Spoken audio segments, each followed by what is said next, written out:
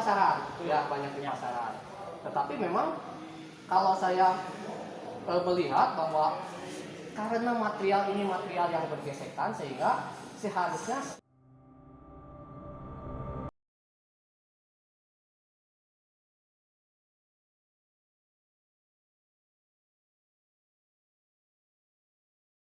grade-nya melebihi dari ST37.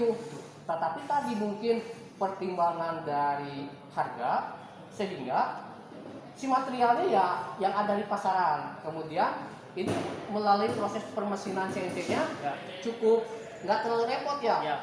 Nggak terlalu repot. Material pisau ini seharusnya menggunakan material yang grade-nya di atas ST37 atau kandungan karbon menengah, sehingga nanti sebetulnya dari pemeliharaan pisau ketika bersentuhan atau sering dipakai umurnya agak panjang. Tapi mungkin balik lagi tadi ke material, harga material yang kemungkinan akan lebih atau di atas. Nah, saya kira ini pun bisa difungsikan dengan baik ya. Kalau begitu boleh dicoba? Boleh Pak, siap. Oke. Kalau kita mau coba, yang pertama ya kita harus cari sumber listrik terlebih dahulu. Nah, cari sumber listrik terlebih dahulu. Ini kita cek dulu yang pertama itu tombol emergency. Tombol emergensinya ini udah posisi dalam off apa belum? Jadi kalau belum, kita lepaskan dulu emergensinya. Gitu. Kalau sudah, tombol ini harus bebas dulu harus bebas dulu Pak. Jadi kalau misalkan ini terpencet kan dia nggak akan ada listrik aliran gitu. Jadi dia akan putus alirannya. Nah, jadi kalau sudah, kita akan putar ini ke arah on. Nah, ini indikator ini menandakan bahwa listrik sudah standby, listrik yang masuk. Nah, pada saat mau membersihkan, kita tinggal ini aja, kita tinggal cek di sini apakah ada yang mengganjal atau tidak, karena takutnya akan ada material yang mungkin berjatuhan dari atas. Nah, jadi dia ini free, jadi dia bisa muter bebas. Kalau misalkan sudah dipastikan tidak ada yang mengganjal, baru kita putar tuas ini, kita putar ke atas.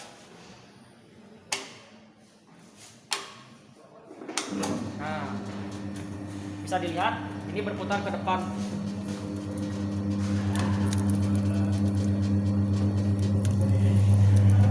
Berarti tadi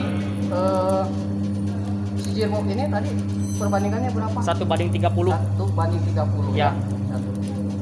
Kenapa putarannya nggak dipercepat atau? Karena kita ngincer ini Pak, momen. Kita pengen momen yang besar untuk menghancurkan plastik tadi. Makanya kita lebih mengorbankan RPM untuk mengarah momen yang besar tadi. Berarti torsinya diperbesar. Berarti yang diharapkan adalah. Boleh kita coba ya? Boleh Pak. Kita coba. Bisa dibantu Kang, silakan Bang. Nah, di sini ada plastik ya teman-teman. Tapi alangkah lebih baiknya si plastik ini digepengkan lebih dahulu. Jadi kalau sudah gepeng itu dia akan lebih mudah termakannya daripada saat posisi bulat. Jadi kita tinggal taruh aja di sini teman-teman.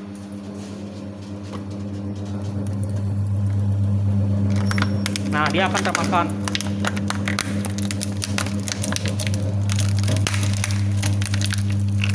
Nah, di sini bisa dilihat hasilnya teman-teman seperti ini. Hasil cacahannya. Nah, ini hasil cacahannya teman-teman.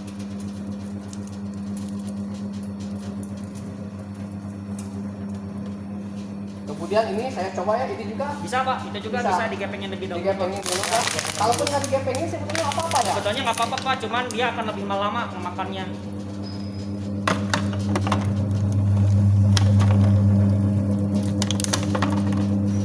Coba saya lebih dari satu ya. Boleh Pak. Ya.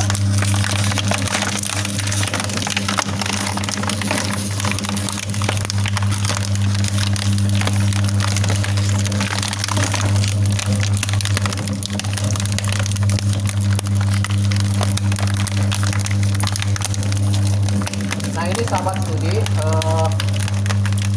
fungsi dari mesin penghancur limbah plastik ini tentunya saya kira akan sangat bermanfaat, karena plastik-plastik yang kalaupun diproses atau dijual Ya. ini akan lebih mahal ya. Betul, Pak. Akan lebih mahal dibandingkan dengan plastik yang posisinya utuh. Ya. Ya. Kan Pak, di sini kan dia tidak termakan ya Pak. Nah pada saat dia tidak termakan ini kita bisa balikan putarannya. Kita Coba. tinggal balikan tuasnya. Ada hal yang tidak termakan. Nah di sini kita balikan. matiin dulu Heeh. sampai motornya tuh betul-betul berhenti, baru kita turunin lagi ke bawah. Nah dia akan kembali ke atas. Oke. Nah seperti itu. Nah pada saat sudah kembali seperti atas ini, kita balikan lagi putarannya supaya apa? Supaya dia akan termakan lagi seperti semula. Jadi tinggal di offin lagi. Tunggu sampai benar-benar berhenti motornya, baru naikin lagi ke atas. Nah, Berarti kalau ada yang memang sulit nanti, Ya. artinya kalau bahasa Sundanya leer gitu Leer, ya, betul, Pak. leer atau licin, maka putarannya bisa diputar balik. putarannya bisa dibalik, Nah, bisa diputarkan balik sehingga si material nanti akan termakan lagi. akan posisinya netral, kemudian termakan lagi Betul. ya. Oke. Nah ini sebagai contoh Pak, kalau tidak digepengin dia akan seperti ini. Dia akan susah untuk dimakan. Kecuali kita gepengin dulu, si pisau ini akan lebih mudah dia ngegigitnya. Berarti alangkah baiknya bahwa si material ini Digepengin dulu. Atau Ya, digepengkan ya, dulu ya. digepengin dulu. memang betul ya. Jadi agar si pisau bisa Bisa memakan. akal sangat Ya, ya. betul, bisa ngait. Nah hasilnya seperti apa? Coba bisa dilihat. Nah bisa hasilnya seperti ini diperhatikan. teman-teman. Ini hasilnya bervariasi ya. Mulai dari yang paling kecil itu sekitar 0,5 mm sampai yang paling besar sekitar segini. 1 atau 2 cm, 1 cm paling besar. Nah ini bisa dihasilkan karena tadi Pak, kenapa bisa tipis-tipis seperti ini? Karena tadi jarak antara pisaunya yang sangat tipis. Tapi kita juga mengalami kesulitan Pak, karena si jarak yang tipis tadi, dia kalau tidak presisi 0,1 mili pun akan mentok. Oke. Ini sahabat studi, mungkin kalau di lapangan itu ketika kita mengolah suatu material, sebetulnya bisa dipisahkan. Misalkan material dengan merek tertentu A, merek B, merek C bisa dipisahkan. Dan itu di lapangan harga jualnya itu lebih ya, lebih mahal. daripada tidak diolah sama sekali. Kemudian nih ada sedikit mungkin ini kalau ditutup bisa nggak kalau Bisa, Pak. misalkan pengembangan atau suatu saat ini ditutup supaya misalkan posisinya lebih safe misalkan gitu. Bisa Pak. Jadi dimatiin dulu nggak apa-apa ya Pak ya? Boleh. Ya jadi sebetulnya juga kemarin ini mau kita tutup karena tadi itu karena mungkin pada saat itu waktunya sudah mau habis, keburu mau ada sidang dan juga memang kosnya sudah melampaui target kami, melampaui apa ya? Melampaui yang sebelumnya gitu. Nah jadi kita tuh menyimpulkan bahwa sebetulnya ini tidak ditutup pun tidak masalah. Tidak masalah. Karena kan ini dulu pasti ini akan dekat tembok gitu Pak.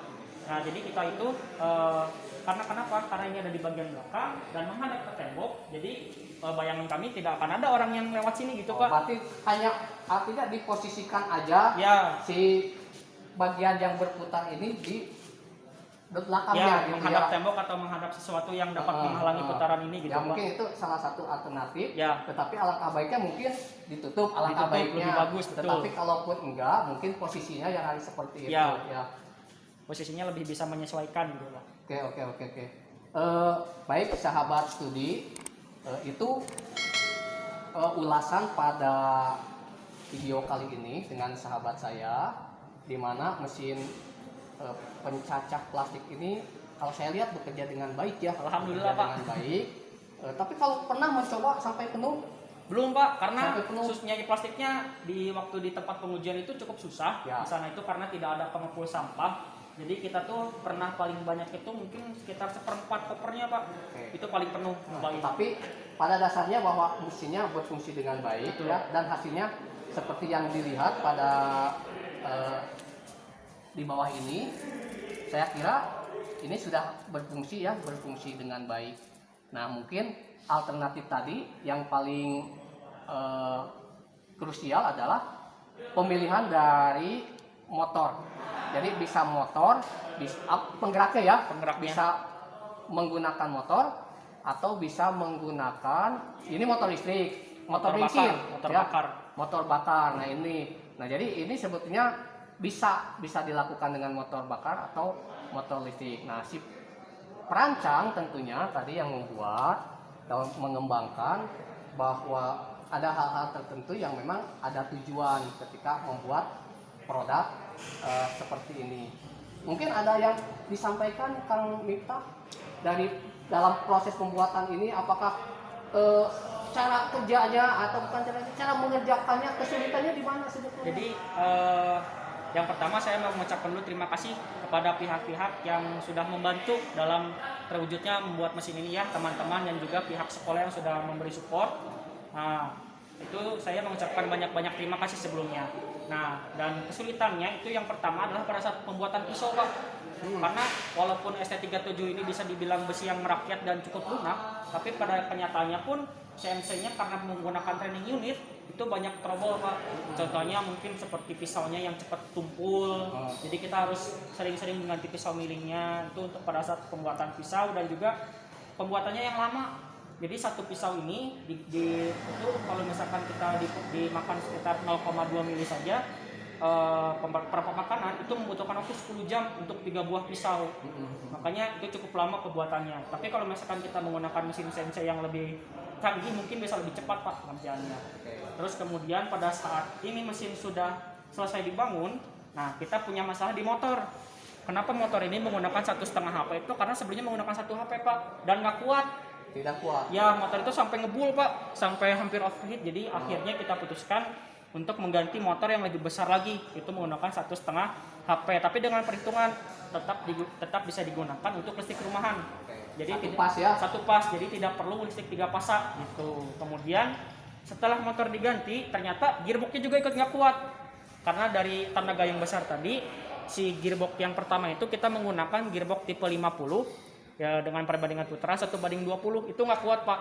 Jadi motor masih berputar, masih kuat, gearboxnya yang stuck gitu.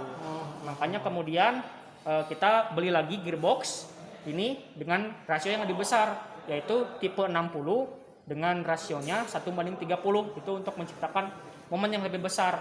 Tapi kita berkorban RPM, bahwa RPM-nya ini sekitar di mesin itu hanya 7 RPM, Pak. Gitu. Jadi mungkin untuk saran yang lebih baik untuk kedepannya yang mau membuat mesin ini, itu bisa ditambahkan putarannya supaya proses produksinya bisa lebih cepat gitu, Pak. Berarti dengan menambahkan putaran itu, ya, otomatis proses produksi akan lebih cepat lagi. Ya. Oke. Mungkin itu sahabat studi yang disampaikan oleh sahabat saya yang mengerjakan mesin ini.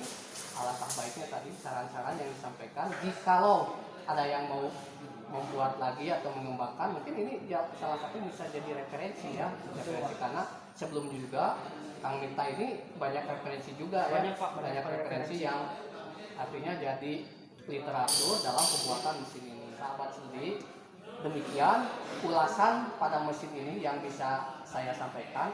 Mudah-mudahan ada guna serta manfaatnya jikalau memang nanti ada audiens yang hendak mengembangkan, atau boleh bertanya nanti kepada Kang Miftah ya. Bisa banget, Pak. Atau ada yang memproduksi silakan bisa menghubungi Kang Miftah ya. Betul. Ya, demikian ulasan ini. Salam, jangan lupa like, komen dan subscribe. Assalamualaikum warahmatullahi wabarakatuh.